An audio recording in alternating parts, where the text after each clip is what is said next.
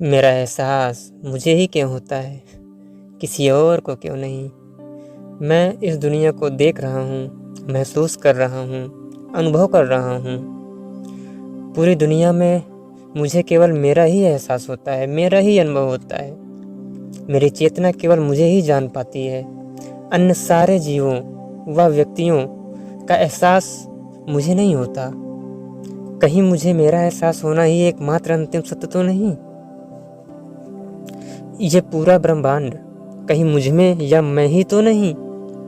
मेरे ना होने से ये दुनिया भी नहीं, क्योंकि मैं ही तो इस दुनिया को एहसास कर रहा हूँ ना। तब क्या मेरे मरने के बाद मेरे एहसास के साथ इस दुनिया का अस्तित्व भी खत्म? जन्म से पहले मैं कहाँ था? क्या मरने के बाद मैं वहीं पहुँच जाऊँगा जहाँ जन्म से पहले था? मेरे विचार, मेरी चेतना, मेरा एहसास, मेरे अनुभव, इन सब का क्या होगा? क्या ये किसी भी रूप में इनका कोई भी अस्तित्व बचेगा, या मृत्यु के बाद इनका कोई अस्तित्व ही नहीं रह जाता? हमें ऐसा लगता है कि हर घटना की शुरुआत या पहली सीढ़ी तो होती है, यानी जैसे कोई कार्य हुआ, कोई घटना हुई, तो उसकी निश्चित ही कोई ना कोई शुरुआत रही होगी। तो ठीक उसी प्रकार हम जब से आए हैं इस दुनिया में, हमारा कोई ना कोई स्टार्टिंग पॉइंट रहा होगा। तो यदि हम उस स्टार्टिंग पॉइंट को पकड़ें तो उसके पहले हम कहाँ थे? यानी ये प्रश्न कहीं ख़त्म नहीं होने वाला। हम बस पहले पहले पहले लगाते जाएं और हम कहीं पहुंच ही नहीं पाएंगे। हम एक साइकिल में फंस जाएंगे जहां बस गोल गोल गोल गोल बस घूमते रह जाएंगे। मेरी शुरुआत आखिर हुई ही क्यों? क्यों मेरी चेतना अस्तित्व में आई? मेरा सोचना अस्तित्व में आया? मैं क्या करूं? मैं कैसे जीऊं? मैं अपने जीवन को किस ओर लगाऊं कि मैं इस जीवन में ही नहीं, मृत्यु उपरांत भी लक्ष्य तक पहुंचूं, जिसे मोक्ष भी कहा जा सकता है, अंतिम सत्य। धर्म, विज्ञान व दर्शन में किसे पकड़ूं और किसके साथ चलूं, किसे छोड़ूं? इनमें से किसी एक को पूर्ण रूप से जानने के लिए भी जीवन कम पड़ जाता है। ऐसे में इन सभी पर सामंजस्य कैसे बिठाया जाए? ये सारे प्रश्न आज के नए नहीं हैं। इन प्रश्नों ने हजारों सालों से लोगों को बेचैन करते रहे हैं। दरअसल यह विषय दर्शन व चिंतन का है।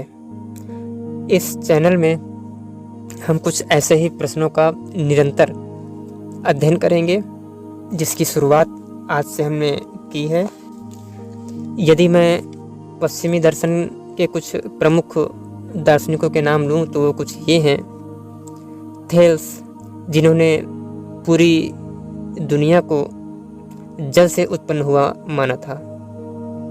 फिर इसके बाद आ जाते हैं एनेक्समेसियस, जिन्होंने हवा को आधार बनाया, वायु।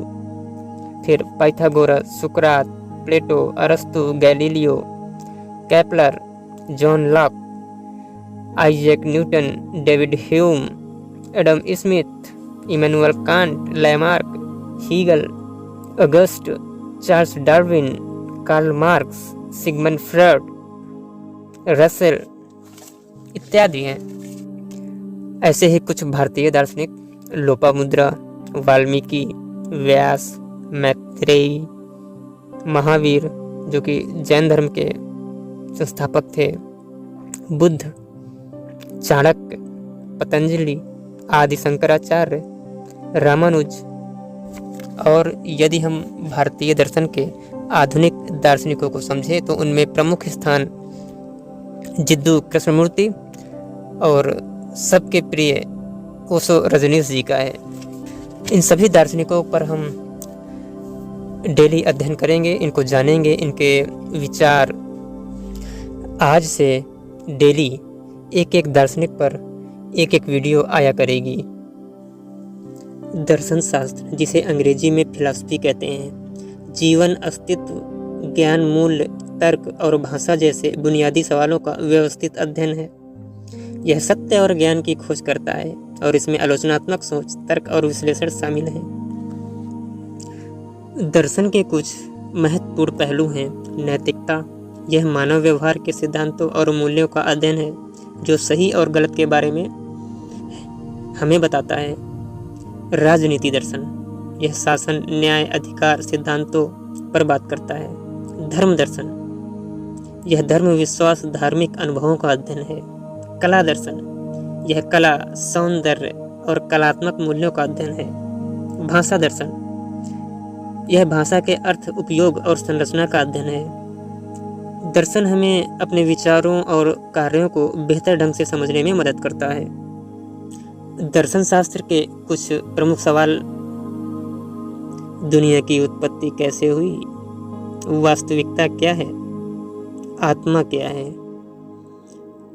क्या मृत्यु के बाद हमें हमारा कुछ बचता है? ज्ञान क्या है? किसे हम ज्ञान कहें? सत्य क्या है? अच्छा क्या है और बुरा क्या है? अच्छे और बुरे में क्या फर्क है? किसने निर्धारित किया कि ये वो लाइन है और इस लाइन के इधर अच्छा है और इस लाइन के उधर बुरा है? ठीक ऐसा ही न्याय व अन्याय के साथ है। सुंदरता व कुरूपता को कैसे निर्धारित करें? वैसे हम गहराई में जाएं तो केवल एक निश्चित अनुपात से ही हमें सुंदरता का पता चलता है और उस अनुपात के बिगड़ने से वह चीज या वह वस्तु हमें कुरूप नजर आने लगती है। क्या ईश्वर है? क्या मनुष्य की इच्छा स्वतंत्र है? जीवन का अर्थ क्या है?